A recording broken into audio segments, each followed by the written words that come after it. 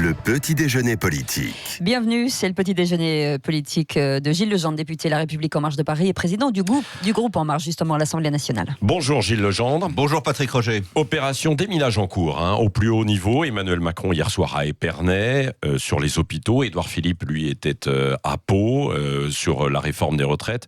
Et vous, le patron des marcheurs à l'Assemblée nationale, quelle est la consigne alors ? Alors, d'abord, il n'y a pas de consigne. Non. Et plus qu'opération... Vous êtes sûr, ça ? Non, oui, absolument. Et plus qu'opération déminage, c'est opération écoute et action.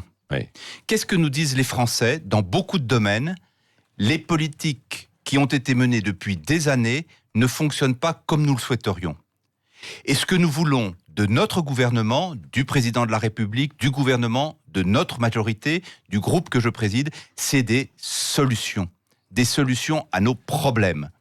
Et donc nous sommes en train de bâtir des transformations du pays et nous cherchons aussi des solutions pour l'immédiat. Notre difficulté, je ne le cache pas, c'est de concilier des vraies réformes de fond, mais dont nous savons qu'elles vont mettre du temps à s'appliquer. L'exemple clair du moment, c'est les hôpitaux. Nous avons voté, juste avant les vacances, une loi formidable qui réforme les systèmes de santé, mais dont nous savons qu'elle va mettre du temps à sentir ses effets, et d'être capable d'apporter des solutions de plus court terme pour s'occuper des agents des hôpitaux, des professeurs, des policiers, de toute cette catégorie de population qui s'est dévouée pendant des années au service public, mais dans des organisations qui fonctionnaient de moins en moins bien. Et il y avait deux perdants, souvent les usagers du service public qui se plaignent, à tort ou à raison, parce que la qualité du service public n'est pas si mauvaise que ça, mais qui se plaignent de dysfonctionnement, et les agents du service public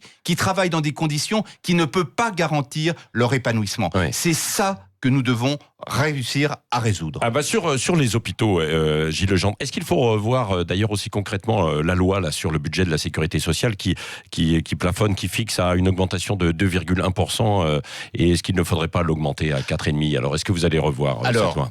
Comme vous le savez, je l'ai entendu ce matin sur votre antenne, c'est mercredi que nous aurons la totalité du plan hôpital présenté par le Premier ministre et évidemment par la ministre de la Santé, Agnès Buzyn. Nous voulons déjà un peu anticiper sur ce plan. Ça sera un plan à plusieurs entrées. La question de l'hôpital, ça n'est pas qu'une question d'argent, même si c'est aussi une question d'argent. Et j'en profite pour vous dire au passage que depuis que nous sommes aux responsabilités, depuis bientôt 2 ans et demi, nous avons débloqué plus de 5 milliards d'euros pour les hôpitaux par rapport à ce qui était avant. Nous avons débloqué sur un plan d'urgence 750 millions d'euros. Donc l'argent est une donnée fondamentale. Mais il n'y a pas que ça.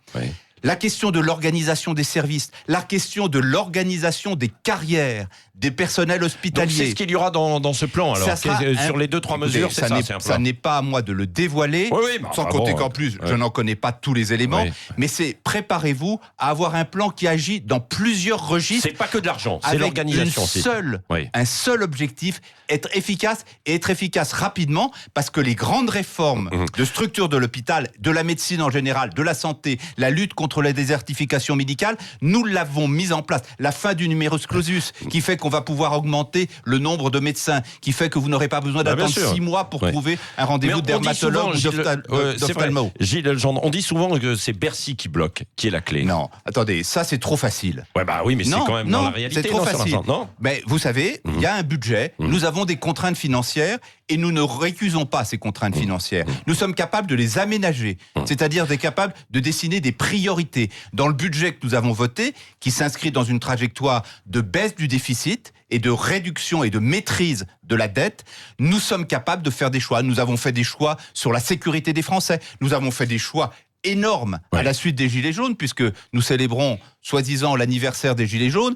Nous avons fait des choix formidables en matière de pouvoir d'achat pour les populations les plus fragiles, pour les Français les plus modestes. Et puis par ailleurs, nous faisons des économies. Et donc, tout est une question d'équilibre. Alors, puisque vous évoquez les Gilets jaunes, est-ce que vous redoutez ce week-end ? Écoutez, moi, je ne suis pas ici pour redouter, je ne suis pas ici pour faire de la météo sociale. Je suis là, et nous sommes là, le gouvernement et la majorité, pour être à l'écoute des Français et apporter des solutions. Ce qui est certain, c'est que les Gilets jaunes se sont installés depuis 1 an comme le symbole, et je respecte ce symbole, et nous en avons tenu compte de plusieurs choses. Nous voulons un travail qui paye. Nous avons apporté des réponses. Je pense par exemple à la défiscalisation, à la désocialisation des heures supplémentaires. Nous voulons des services publics qui fonctionnent. Nous allons ouvrir à partir de janvier 400 maisons de services publics. Et nous voulons, c'était peut-être la revendication la plus forte, nous voulons que vous changiez le pays.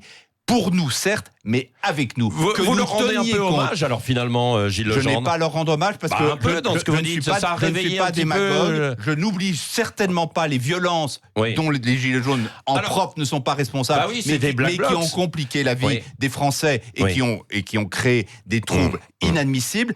Je dis juste que notre gouvernement, le président de la République, notre majorité ont un devoir d'écoute et de solution. Oui. Est-ce que vous avez des signes de mobilisation justement de ces fameux Black Blocs pour ce week-end encore, à Paris notamment ? Écoutez, à chaque fois qu'il y a l'annonce de manifestations possibles, les forces de l'ordre sont entièrement mobilisées. À Paris, là, dans les grandes villes où ça peut avoir lieu, maintenant, nous savons prévenir ces événements d'une nature totalement inédite. Paris va être quadrillé par moi j'ai vous savez, on a entendu déploiement quasiment sans précédent. Non mais quadrillé, vous êtes en train d'alimenter des fantasmes de villes de villes mortes ou de choses comme ça. Les forces de l'ordre, et je tiens d'ailleurs à leur rendre hommage, ont augmenté leur professionnalisme et l'efficacité en prévention. C'est ça l'objectif. Mais il y a eu des erreurs sur qu'on réprime, les fameux tirs de LBD. Ça, vous reconnaissez, Gilles Legendre ? On a eu, mais tout à fait vrai, il y a eu des sujets, très peu. Vous savez, les enquêtes maintenant sont arrivées presque à leur terme. Il y a très peu de cas. Donc, vous savez, non mais... Ce qui est important, c'est que nous soyons capables de prévenir ces événements. Le but n'est pas de réprimer, le but n'est pas de disperser des manifestations, le but est de faire en sorte que la sécurité des Français soit assurée, y compris la sécurité des manifestants quand ce sont des manifestants sincères.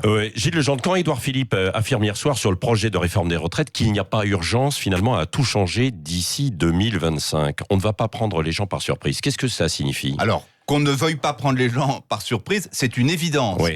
Je pense qu'il faut être très clair et distinguer deux choses. Le moment où nous serons capables de mettre en place la réforme. Autrement dit, et ça nous concerne nous, majorité, et mon groupe, qui est très attaché à cette réforme, qu'on sera capable de la voter. Et puis la question de la mise en œuvre. Vous savez que l'élément central de cette réforme, c'est de faire en sorte que petit à petit, converge vers un régime unique de retraite par points. C'est un peu compliqué, mais c'est ça qu'il s'agit. Quand il n'y a pas urgence, 42 régimes. C'est là, c'est-à-dire que peut-être qu'il faut prendre davantage de temps. Ça veut dire que quand vous voulez faire converger vers un régime unique, 42 régimes qui sont extraordinairement disparates et qui portent des strates d'histoire depuis des années et des années, il faudra peut-être se donner un peu de temps pour faire la convergence absolue. Mais ça ne veut pas dire que la réforme sera reportée sine die. Ça ne veut pas dire qu'on abandonne la réforme. Oui, mais Gilles Legendre, il y a des marges, donc il y a encore de la place pour la discussion, pour éviter une longue grève à partir du 5 décembre. Mais la discussion est permanente. Les ministres concernés, c'est-à-dire à peu près tous, sont constamment sur le pont. Le haut-commissaire Jean-Paul Delevoye ne cesse de rencontrer des représentants syndicaux. Parfois, tout le monde n'est pas au même niveau des déclarations. On l'a vu avec Jean-Paul Delevoye. Non, mais attendez, ça c'est un détail. Le Premier ministre lui-même est totalement engagé. Il y a un alignement parfait. Président de la République, Premier ministre, haut-commissaire, gouvernement, majorité. Moi-même hier, alors, majorité. Et avec les Français, moi-même hier soir, j'étais avec 150 personnes dans ma circonscription pour parler de la réforme des retraites. Il faut que nous l'expliquions, cette réforme. Expliquer pourquoi nous la faisons. Là, vous tenez compte des leçons des Gilets jaunes. Vous n'aviez pas écouté suffisamment le pays. Une des inquiétudes des Français vis-à-vis de cette réforme, c'est qu'elle est tellement nouvelle qu'on finit par en oublier le sens. Mais dès qu'on explique le sens, les Français y adhèrent. J'en ai encore eu la confirmation hier. Qu'est-ce que c'est le sens ? C'est mettre fin au régime actuel qui présente plusieurs défauts. 1, personne n'y comprend rien. 2, il est inégal, il est totalement inégal. Et 3, financièrement, il ne tient pas la route. Si nous ne changeons pas la réforme des retraites, nos pensions, les vôtres, les miennes, celles de nos enfants, ne pourront pas être payées correctement. Alors, c'est la raison pour laquelle il faut réformer. Est-ce que vous allez tenir la route, justement ? Est-ce que la majorité fait bloc pour tenir si la grève est longue, de plus de 15 jours ? Écoutez, nous ne sommes ni dans la provocation, ni dans la peur. En aucun cas, ni l'un, ni l'autre. Nous sommes dans une écoute permanente, nous sommes dans une discussion, nous sommes dans une négociation. Le Premier ministre a expliqué le champ extraordinairement vaste, des Oui. sujets qui pouvaient être discutés, qui pouvaient être négociés, mais il y a une chose certaine, Oui. c'est que cette réforme aura lieu. Mais est-ce qu'il y a la place au sein, y compris de la majorité, vous, à l'Assemblée, où on sait que vous avez des gens de gauche, des gens de droite, pour discuter et nous n'avons échanger que des marcheurs. que des marcheurs. Dans Dans mon marcheurs. groupe. Ah bah oui, mais Dans mon avec groupe. certains qui Dans mon sont... groupe. Oui, Des sensibilités différentes. Alors, sur les retraites, je suis extrêmement serein. Sur d'autres sujets, je peux concevoir que de temps en temps, ça peut aller un peu... Ça peut tanguer un peu, turbuler. C'est mon rôle d'ailleurs de rassembler. Mais sur les retraites, précisément...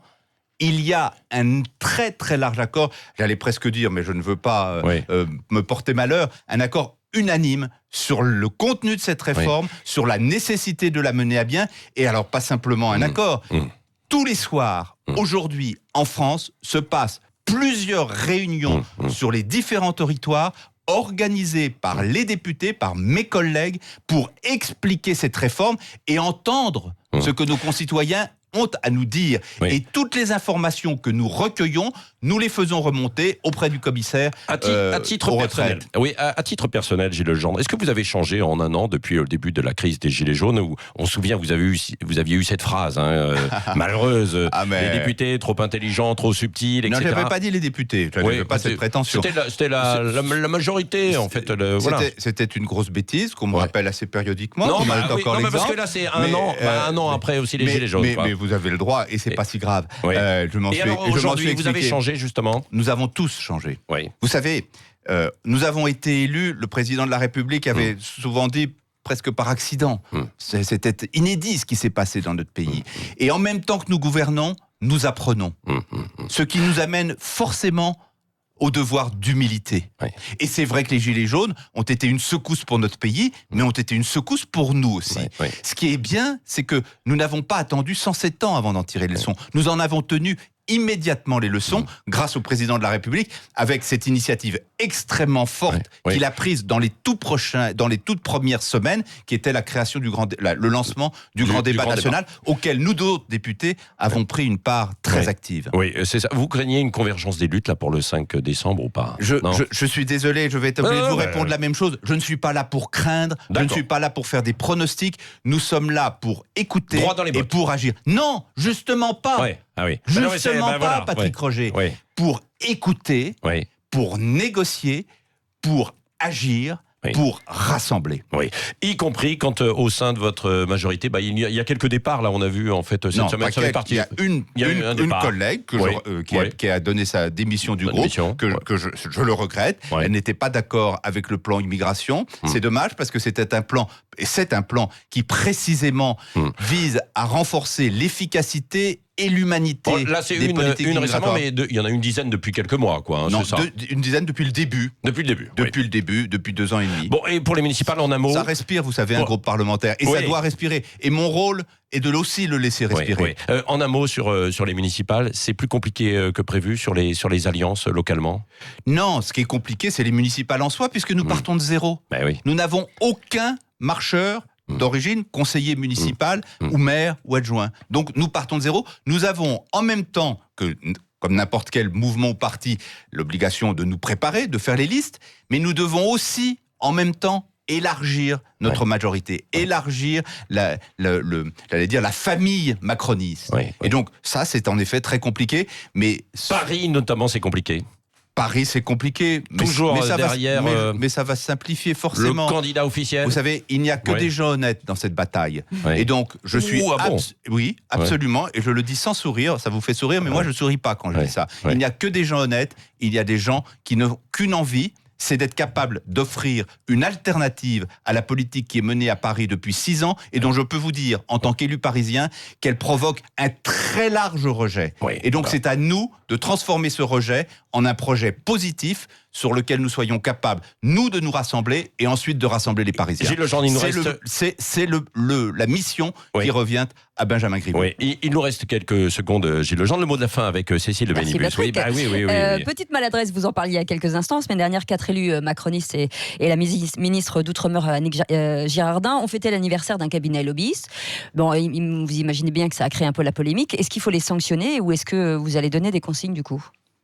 C'est des consignes de quoi? De ne pas aller dans ce genre d'endroit, dans ce genre de lobby, soirée, etc. de ne plus poster sur les réseaux sociaux. Franchement, Oui. je ne suis pas sûr que ça soit une faute.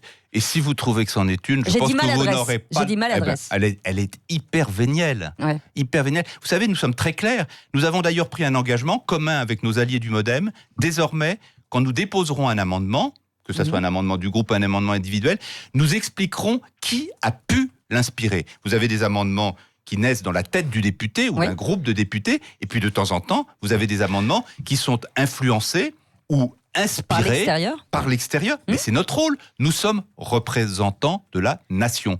Et donc que la nation puisse s'exprimer et nous dire sur tel ou tel sujet, nous pensons qu'il serait bon que... Simplement, il faut le dire.